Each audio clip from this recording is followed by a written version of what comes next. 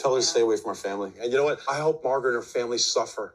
I hope her son suffers the way I suffered, the way other people in our family have suffered dealing with a woman like that. She's a disgusting, vile human being. Our kids suffered because of what she's doing. She's here to take advantage of everything that's going on, and she's a real piece of garbage. Is it not time for a rebrand?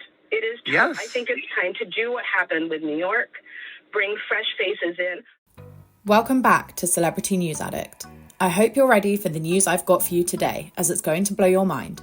In today's video, we're going to dive into all the latest news surrounding Teresa Giudice, her husband Louie Ruelas, and the future of Real Housewives of New Jersey, covering everything from a leaked letter that Louie wrote to his therapist, to his comments on Margaret Josephs' son, and Andy Cohen's thoughts about a future shakeup for the Real Housewives of New Jersey, which may see a whole new cast. So get comfy, as we've got a lot of juicy gossip to cover. Before we dive in, I'd like to ask you a massive favour to please subscribe if you're new to this channel. I release new videos on reality TV news and behind-the-scenes drama every other week, and I'll be following these stories closely to make sure I bring you further updates as they happen. So please like this video, comment below what you want to see next, and subscribe if you're interested in more rundowns. Right, let's get into it.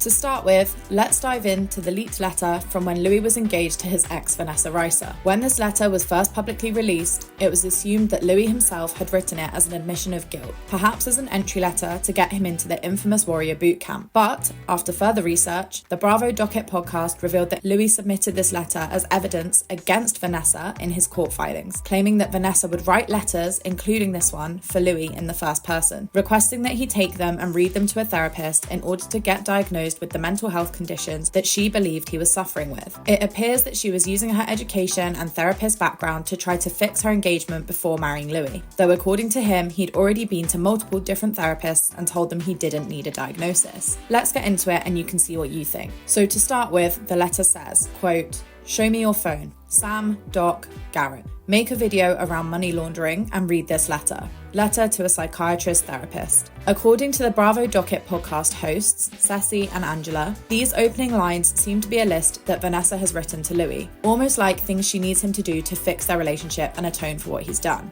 Now, the real letter begins. I hope you're ready for this. It's a long one, so strap in. It starts, "Hi, my name is Louie Ruelas. I'm 45 years old and the father to 2 boys, blank and blank.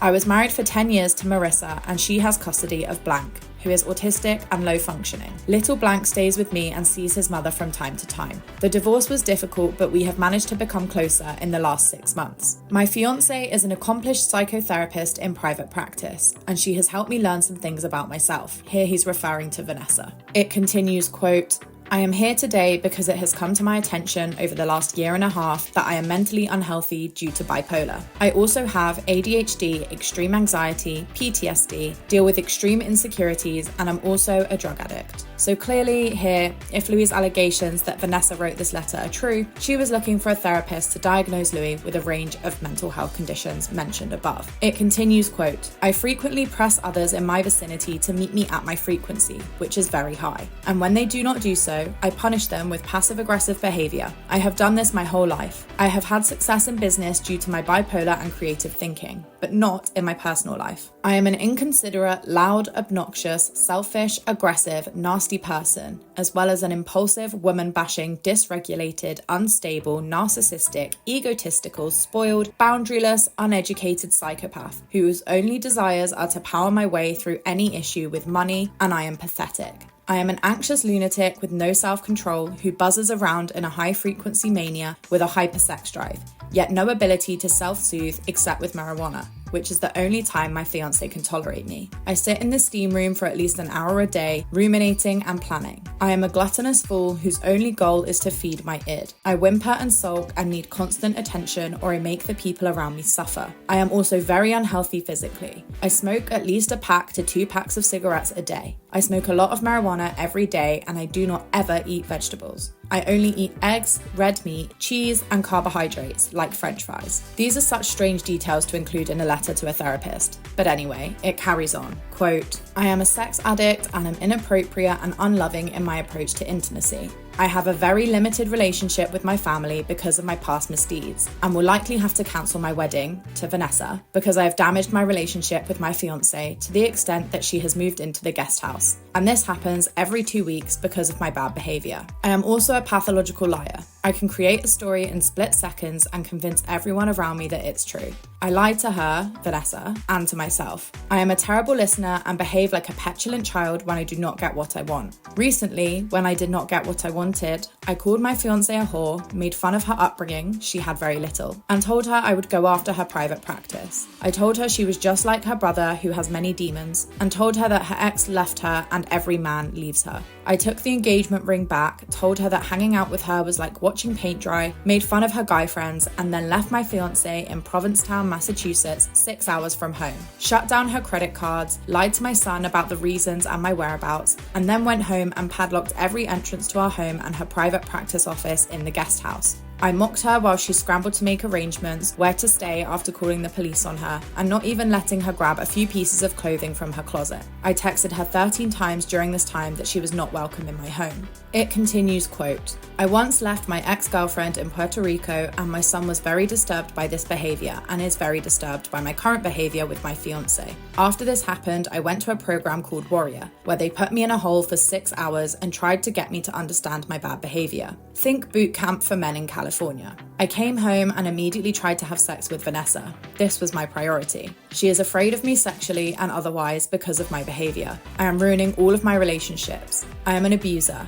I continue to take her on this roller coaster and then apologize time and time again. I am a wicked manipulator. I will do whatever it takes to charm you into believing my lies and then gaslight you when you do not subscribe. Now, the Warrior Camp referenced here is the one where the infamous beach video came from. So let's take a second to remind ourselves of that. See you to get engaged or bring our family together and finally get married and have a life together. I've been here for a week. These are my brothers. These are my bond. These are my brothers. This is my coach, Kevin. These are guys that are very unfamiliar in my life. I love you, and I love our family together. I love our children, and I hope you receive this message well. Thank you. I love you. The letter carries on in this same vein for a while, but it essentially slanders Louie, calling him a whole host of names and trying to diagnose him with a range of conditions. I think it's clear to anyone reading this that someone wouldn't write a letter like this about themselves, and therefore it could quite easily be believed that Vanessa wrote this in the first person on Louie's behalf to try to receive a specific diagnosis for him. To me, this speaks to the toxicity of their relationship at the time, and actually surprisingly gives me mixed feelings towards Louie, as it seems this partnership was toxic and nasty on both ends. I guess you never know what's really going on behind closed doors or in these court trials, although I'm sure a lot of what has been said in this letter is probably true. But what do you guys think? Moving on from the letter though, as this is not the only news that has been flying around about Louie recently. After the finale episode of Real Housewives of New Jersey season 14 aired, Louie started to receive an onslaught of backlash from the comments he made surrounding co-star Margaret Josephs and her son. Tell her to stay away from her family. And you know what? I hope Margaret and her family suffer. You know, I hope her fucking son suffers the way I suffered, the way other people in our family have suffered dealing with a woman like that. She's a disgusting, vile human being. Our kids suffered because of what she's doing. She's here to take advantage of everything that's going on, and she's a real piece of garbage. While the public bashed Louie for his hateful remarks, even Andy Cohen weighed in on this jaw-dropping moment. In an appearance on the Bitch Sesh podcast on August 6th with Casey Wilson and Danielle Schneider, Andy Cohen called Louie's comment about Margaret Josephs' son the darkest moment of the Real Housewives of New Jersey finale. Discussing the comments and the finale, he said, probably the darkest moment of the episode was Louie saying that he hopes that Margaret's child suffers. And that to me is not Teresa, because Teresa has always been kind of like, don't bring the kids into perspective on the Housewives has shifted a little bit since becoming a dad. And if anyone, just because I pay attention to different, I look at it a little differently but man, let me tell you something. If someone that I didn't care for invoked either of my children's names, I would go. That is what, as mellow yellow as I usually am, that is what it would take for me to be Danielle. Danielle Cabral's button is don't talk about my husband's pecs. Mine would be if you mention my children in an unfavorable, I would go absolutely mental. I assume that's just very common.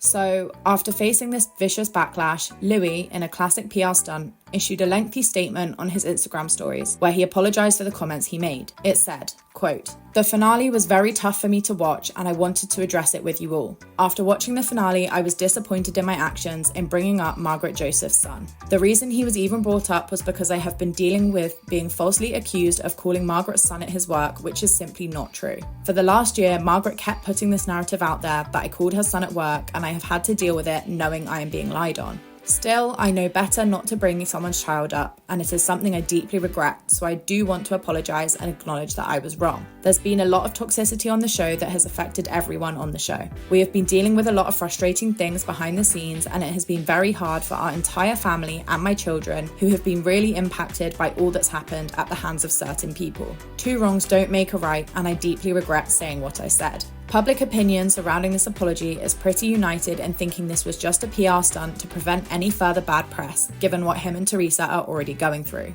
But what do you guys think? It's possible that this could be a weak attempt to backtrack on a very dark moment in an attempt to keep Teresa on the show, despite the toxicity that has bled into all of the cast and storylines. Perhaps Louie is aware of the recent interviews where Andy Cohen has discussed why this season won't have a reunion and also what he sees for the future of Real Housewives of New Jersey. We'll get into the series shake-up shortly, but first, let's start with the reunion. In a clip from his August 7th episode of his SiriusXM show Radio Andy, Andy shared how he and the producers came to the conclusion to skip the Real Housewives of New Jersey reunion for season 14 after the explosive and violent final episode. He said, quote, "The producers and I all came to the decision about the reunion separately after we saw the finale. Given the conversations we were having with all of the women who were so mired in, this one's doing that on social media and this one's doing this, and it was like, oh my god, this is the most unfixable group in every direction." He went on, quote, "Reunions are meant to kind of move forward and move through issues in a way. You relitigate them, but you want there to be a resolution. And there was never going to be any resolution on any level about any of these issues. So we all, i.e. all the producers, just came to that separately when we saw the episode." He concluded, "We just sat with it for a long time and then came to that." And what of the future for Real Housewives of New Jersey and this completely unfixable cast? Well, in an earlier episode of Radio Andy, a caller phoned in to complain about the current season's cast and storylines. Andy agreed with the caller, saying, quote, "Have you heard that we're going to do big changes to the show?" He reassured the caller, quote, "We are rebooting the show. We're going to reboot it. We're going to do something different." Although he didn't give any specifics, Andy did say, quote, "We're gonna see what we do. We'll see. I don't know. Maybe just all fresh faces." And this isn't the first time a fan has suggested Cohen bring fresh faces in and get rid of all the negativity. He told another caller that, quote, "We're all on the same page about rebranding the show. So it looks like an all-new cast may be on the horizon." But what's next for this season's cast of New Jersey Housewives? Well, with no reunion to look forward to, Bravo hasn't left us completely high and dry. Instead of a proper sit-down reunion hosted by Andy Cohen, the cast has been split into two separate watch parties, where they'll be live reacting to the finale, similar to the end of the Vanderpump Rules reunion. It's been revealed that given the state of the cast relationships, Teresa will be watching alongside Jen Aiden and Jackie, while Melissa, Margaret, Rachel, Danielle, and Jen Fessler will be in a second room, with Dolores switching between both. This episode is set to air on Sunday, 11th of August, so we'll see what's in store. That's all for today's Celebrity News Addict update. What do you think about the future of Real Housewives of New Jersey? Do you want a new cast? Or should we just get rid of a few toxic figures and keep the majority? And what about that letter from Louie? Let us know your thoughts in the comments below. And don't forget to like, subscribe, and hit that notification bell for more celebrity news and updates on these cases as they happen. Thanks for watching.